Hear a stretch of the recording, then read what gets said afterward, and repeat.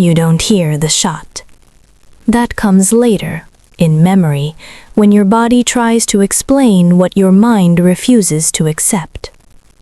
What you feel first is impact, hard and intimate, like the city itself reached out and struck you. Your shoulder jerks violently as something hot tears through muscle and bone. The force spins you half around. Stone explodes behind you. The world tilts. You hit the ground. Cold marble kisses your cheek. Rainwater runs into your mouth, metallic and bitter. Your arm doesn't respond when you try to push yourself up.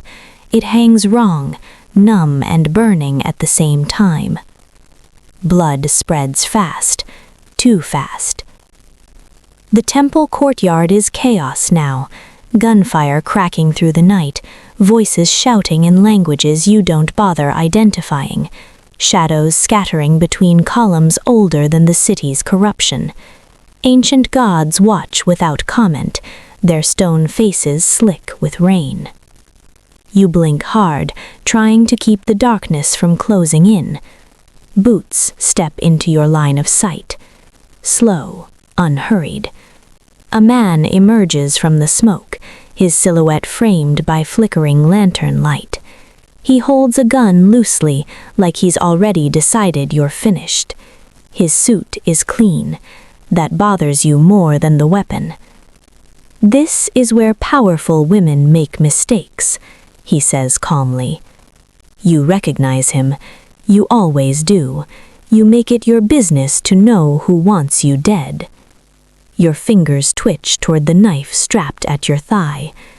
You're too slow. He raises the gun. You think, briefly, absurdly, about how quiet it is just before people die, how the rain sounds louder when your heart stutters. The shot never comes. Instead, the man's head snaps sideways with a sharp, wet sound. Something red fans out behind him, misting the air. His expression never changes, just empties. He collapses forward, hitting the stone like a dropped coat. Silence crashes down harder than the gunfire did. You stare past the body. She stands there. Not a ghost, not a hallucination brought on by blood loss. Solid, real, breathing hard. Her gun smokes faintly in her hand. Her eyes are wide, fixed on you like she's afraid you might disappear if she blinks. For a second, neither of you moves. Then she runs to you. She drops to her knees in the rain, uncaring that her tailored coat soaks through instantly. Her palms hover uselessly over your wound, shaking, before she presses down like pressure alone can convince your body to keep functioning. Her palms are warm, too warm. "Stay," she says, voice cracking despite the control you know she prides herself on. "Don't you dare die." You want to laugh, or tell her she shouldn't sound like that, or ask her why she's here when she's supposed to be your enemy. Instead, your vision blurs at the edges, the world pulls backward, and the last thing you see before everything goes black is her face, furious, terrified, and far too close. 3 weeks earlier. The rain falls like punishment.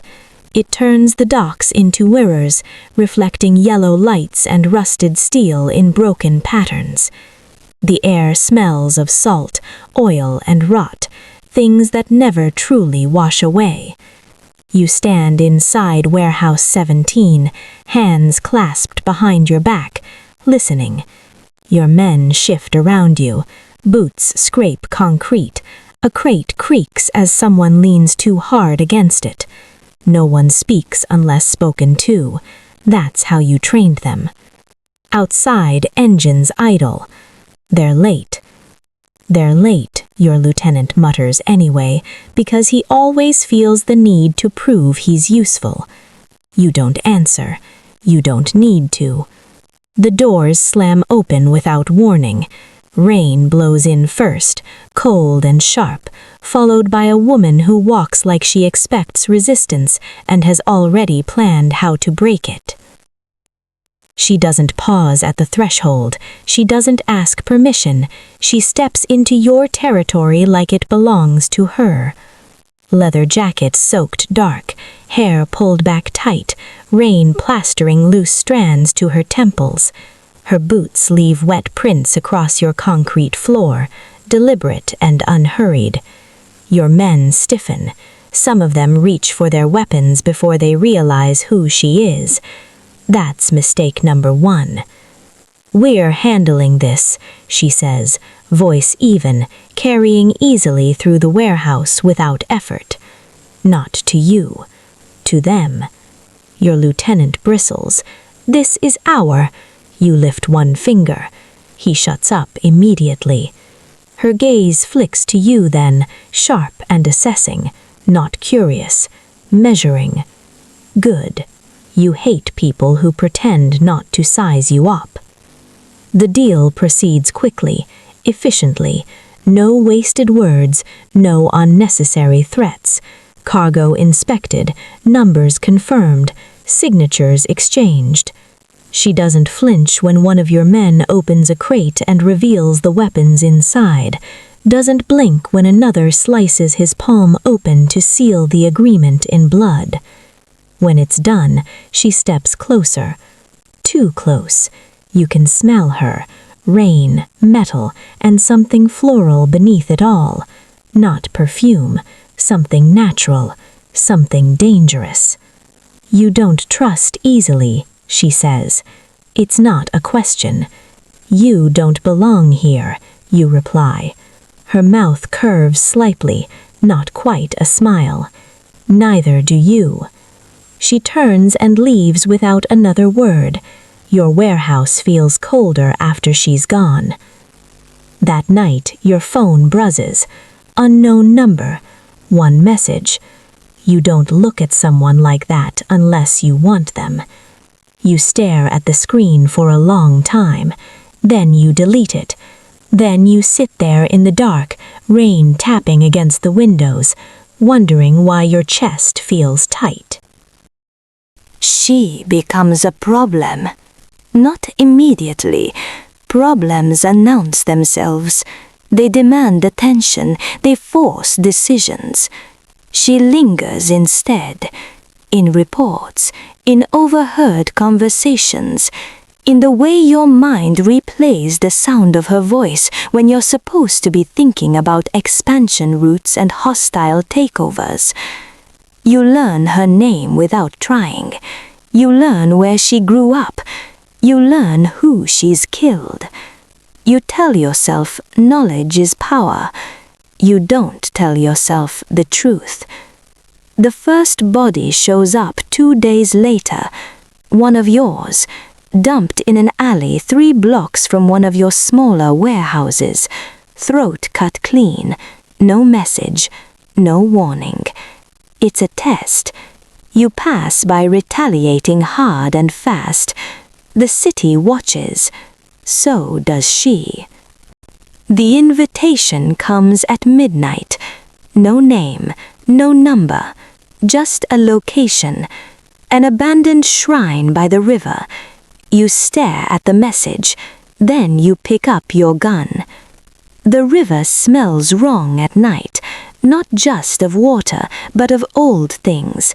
Oil slicks, rusted offerings, secrets thrown in and never retrieved. The shrine squats at the edge of it, half swallowed by vines and neglect, stone cracked where prayers used to matter. You arrive alone. That in itself is a risk. Your driver argues, your lieutenant threatens. You silence them both with a look and step out into the rain. The shrine is dark. Then a lighter flares. She stands beneath the overhang, shielding the flame with one hand as she lights a cigarette. The glow paints her face in brief orange, sharp cheekbones, eyes steady, mouth set like she's already braced for impact. "You came," she says. So did you, you reply. You don't move closer, neither does she. The space between you feels intentional, measured down to the inch. You shouldn't have messaged me, you say. You shouldn't have deleted it, she answers. Fair. Rain drips from the shrine's roof in slow, irregular beats. Somewhere across the river, music thumps faintly. Someone else's night, someone else's illusion of safety. You killed one of mine, you say. Her jaw tightens. No, you're lying. I'm not. She exhales smoke, watches it dissolve. But someone wants you to think I did. You study her, the way she holds herself, the way her eyes never quite stop moving, a predator's stillness layered over exhaustion. You expect me to believe this is a coincidence, you ask. I expect you to believe I wouldn't waste a body on a message. If I wanted your attention, I'd take something you actually cared about. Your pulse betrays you, quickening. She notices. Her gaze sharpens. See, she murmurs. That's interesting. You don't like that she can read you. You like it even less that you don't stop her. You should leave, you say. She takes one step closer. So should you. Lightning flashes, briefly illuminating the shrine's carved figures, faces eroded smooth, eyes blind to the violence done in their shadow. You're playing a dangerous game, you warn. Her smile is thin. You're the one who showed up unarmed. That's when you realize. She's right. You don't remember deciding to leave your gun in the car. The rain grows heavier, soaking through your jacket, chilling your skin. She steps close enough now that you can feel her warmth through the damp air. You don't trust easily, she says again, softer this time. But you trust your instincts. You say nothing. Your instincts brought you here. So tell me, what are they saying right now?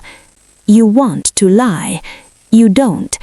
That this is a mistake, you say. And if I walk away, you add, I'll regret it. She nods once, like that's the answer she expected. They find the second body the next morning. This one is hers, one of her captains, shot twice, execution style, left in plain sight near one of her legitimate businesses, the kind with glass windows and security cameras. This time there's a message, not written in blood, printed, clean, deliberate. War cleans house. Your phone rings before the sun is fully up. Someone's trying to erase us, she says without preamble. Or replace us, you reply. Silence stretches. They won't stop, she says. Not until one of us is gone. You're assuming they won't pit us against each other first. A pause. Then, quietly, would it work? You consider lying. You don't. Yes, you say, if we're not careful. Another pause. Then we'd better be careful, she says. You start seeing each other in places that don't exist on maps. A shuttered boxing gym where the mirrors are cracked and the floor still smells of sweat and old blood. A parking garage beneath a luxury hotel 3 levels down where the cameras conveniently went dark years ago. Always alone, always brief. You exchange information, routes, names, patterns that don't quite line up. Someone is funding a quiet consolidation, buying loyalty instead of demanding it, letting you bleed each other out while they wait to step in. You should kill me, she says one night, leaning against a concrete pillar, arms crossed. You should kill me, you counter. She laughs once, sharp and humorless. I thought about it. So did I. Why didn't you? You meet her gaze. Hold it. Because I don't think you're lying, you say. She exhales slowly. That's not why. No, you agree. It's not. The truth sits between you, heavy and unspoken. At the gala, you don't look at her. The ballroom glitters with money and lies, crystal chandeliers, silk dresses, smiles that don't reach eyes. Everyone here pretends they don't know who you are or what you've done. You play your part perfectly. So does she. She wears black, of course she does. Tailored, severe, elegant. She looks like a warning dressed up as a woman. You keep your gaze forward until you feel it, a shift in the room, a tension drawn like blood in water. A northern warlord, old money, old violence, has cornered her near the terrace. His hand rests too low on her back. His smile is all entitlement. She doesn't look at you. That's the worst part. You move before you think. Your hand closes around his wrist, fingers digging in just enough to hurt. You said, she know. You tell him calmly. The room goes quiet. He laughs, tries to pull free. You don't let him. He backs off eventually, muttering apologies that mean nothing. You release him and step away like nothing happened. But the damage is done. Eyes follow you, and across the room, finally, she looks at you. Something raw flickers across her face. That night, your warehouse burns. The flame is still burning when you arrive. Flames chew through steel and wood alike, hungry and indiscriminate. Smoke coils into the night sky like a signal flare, visible from miles away. Fire crews move in tight, frantic patterns, their lights painting the street red and blue. Your warehouse, what's left of it, groans as part of the roof collapses inward. You stand across the street, rain soaking your coat, jaw tight enough to crack teeth. Accelerant, your lieutenant says grimly, voice barely audible over the roar. You nod. They wanted a message, not a massacre. That makes it worse. The loss is substantial, inventory, records, leverage. But it's the timing that confirms your fear. This isn't random violence, it's choreography. Your phone rings before the sun is fully up. Someone's hit you too, she says without preamble. Yes. Silence crackles between you like a live wire. This ends now, she says finally. It's only just begun. She exhales sharply. Meet me. No. They're moving faster than we thought. I know. That's why we don't meet. Another pause, longer this. You don't trust me, she says. I don't trust anyone, you answer. You included. A beat. Good, she says. Then listen carefully. She gives you a name. A financier. Quiet. Clean. The kind of man who never pulls a trigger himself. The kind who pays others to do it, then attends charity luncheons while cities bleed. He's been buying up debts, she says, calling in favors, turning lieutenants into informants. You already know the name. Hearing it from her mouth makes it real. We take him together, you ask. No, she says immediately. We don't take him at all. Then what? We survive him, she says, long enough for him to make a mistake. You almost laugh. That's your plan? That's the only one that doesn't end with both our heads on a wall. You don't argue. That worries you. Your people are restless. Rumors move faster than orders. Whispers crawl through safe houses and back rooms. Every unexplained absence feels like betrayal waiting to happen. You tighten security, rotate guards, change routes twice daily. sleep becomes a luxury. When you do manage it, you dream of fire and rain and her standing just out of reach. The second warehouse doesn't burn, it bleeds. They find the bodies at dawn. 3 of yours, 1 of hers, laid out carefully like an offering. No gunshots this time, no spectacle, just throats cut clean, precision over passion. Pinned to the wall behind them, choose.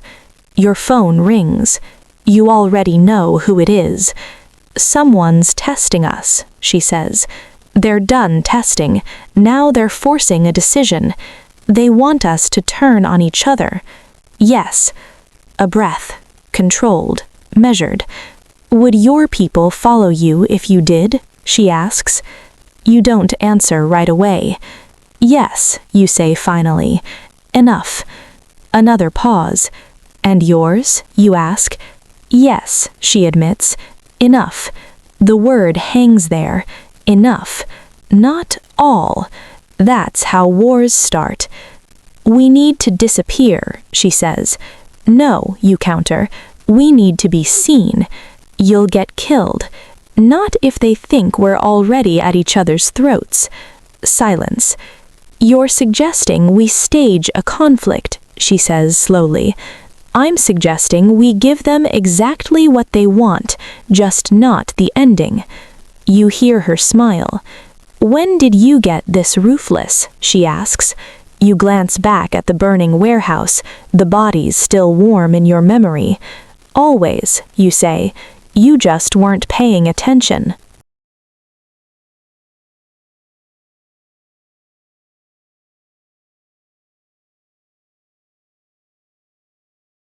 The first public strike is hers. A raid on one of your smaller fronts. Loud, messy, deliberately inefficient. Enough damage to make headlines. Enough restraint to avoid killing anyone important. Your retaliation follows within hours.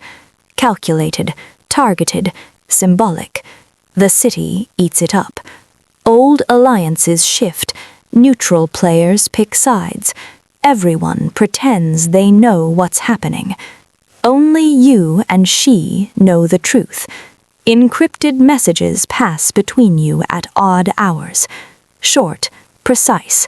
Still breathing? Barely. Good. At night, when the city quiets, you wonder what would happen if you stopped pretending. If you walked into her territory not as an enemy or an ally, but as something far more dangerous. You don't do it. That restraint costs you. They make the next move personal. Your lieutenant vanishes. No warning, no ransom, just absence. You search every safe house, every contact. You call in favors you swore you'd never use. Nothing. 3 days later, you get a message, a video. You don't watch it alone. Your lieutenant kneels in a concrete room, hands bound, face bruised but defiant. He looks straight into the camera. They want me to say you sold us out, he says. I didn't. The camera shifts. A gun enters the frame. The video cuts. Your phone vibrates again. Her name. I'm sorry, she says softly. For what? For what they're making you lose, she answers. You close your eyes. When you open them, the decision is already made. Meet me, you say. Now? Yes. She hesitates. Then, where? You name the place. The temple. The temple looks smaller at night. Or maybe you're bigger now, swollen with consequence, heavy with the weight of what you're about to do. Rain slicks the stone, turns every step into a careful negotiation. You leave your gun in the car again. This time, it's not an accident. She's already there when you arrive, standing beneath the same broken overhang, coat dark with rain. No cigarette tonight, no lighter. Her hands are empty and visible. "Your lieutenant," she says quietly. "I didn't know. I know. That's the truth. You've learned the sound of her lies. This isn't one of them." You stand a few feet apart, the river whispering behind you. The city hums on the other side, traffic, music, laughter, oblivious to the blood being negotiated in its shadow. "They want a body," she says, "a real one. Yes, they won't accept theatrics anymore. No." Her jaw tightens. "So which of us do they want dead?" You meet her eyes. Hold them. "They want us to decide," you say, publicly. Silence stretches. Rain drips from the shrine roof, counting seconds you can't afford. "She came here to kill me," she says at last. "I came here to choose," you answer. She studies you, really studies you, not as a rival, not as a temporary ally, as something more complicated and far more dangerous. "If I walk away," she says, "my people will call it weakness. If you stay," you reply, "mine will call it betrayal." A sad smile ghosts across her mouth. Funny how those are the same thing. You step closer, not close enough to touch, not yet. "They took someone from me," you say. "They'll keep taking until there's nothing left but a name." She nods. "They did the same to me, years ago." That's the first time she's admitted it. Lightning flashes, briefly illuminating the shrine's worn carvings. For an instant, you look like statues yourselves, two women carved out of violence, frozen mid-decision. "Here's what's going to happen," you say. "We give them their spectacle." Her eyes narrow. "Go on." "You shoot me," you continue, "in public. Enough blood to convince them." Her breath catches despite herself. "No," she says immediately. "It has to be me," you insist. "They already think I've softened me. This confirms it." "You could die," she snaps. "I know." She takes a step back, shaking her head. "I won't do it." "You will," you say softly. "Because if you don't, they'll kill us both, slowly." The rain seems to fall harder, louder. "You're asking me to become exactly what they think I am," you say. "I'm asking you to survive, and let me do the same." She laughs once, broken and sharp. "You're impossible." "You came anyway," you remind her. Her eyes shine with something dangerous and unnameable. "You don't even trust me to miss," she says. "I trust you to aim." Another flash of lightning. Thunder rolls, deep and immediate. She reaches inside her coat. Slowly, deliberately, she pulls out her gun. Your pulse hammers, but you don't move. You don't flinch. She raises the barrel, hands steady now, all hesitation burned away by necessity. The barrel points at your chest. "This makes us enemies," she says. "It makes us honest." Her finger tightens on the trigger. The shot cracks through the night. Pain blossoms, white, searing, intimate. You stagger back, breath ripped from your lungs as you hit the stone hard. Rain mixes with blood, spreading dark beneath you. You hear shouting, footsteps, the sound of people running toward the noise. She stands over you, face carefully arranged into cold fury. "This is what happens," she says loudly, for the benefit of unseen ears. Then, quietly, so only you can hear, "Stay with me." She turns and disappears into the rain. You lie there, gasping, vision tunneling. Boots surround you, voices overlap. Someone presses hands to your wound. As the darkness creeps in, one thought anchors you. This was only the beginning. The memory shatters. You gasp awake in the temple courtyard, lungs burning, rain cold against your face. Blood pools beneath you. The man you were supposed to die for lies dead at your feet, and she's here, hands shaking, pressing against your wound, like she can undo fate by force alone. "Stay," she whispers again. "Don't you dare die." Sirens wail in the distance. The city is coming, and when it arrives, it will demand everything.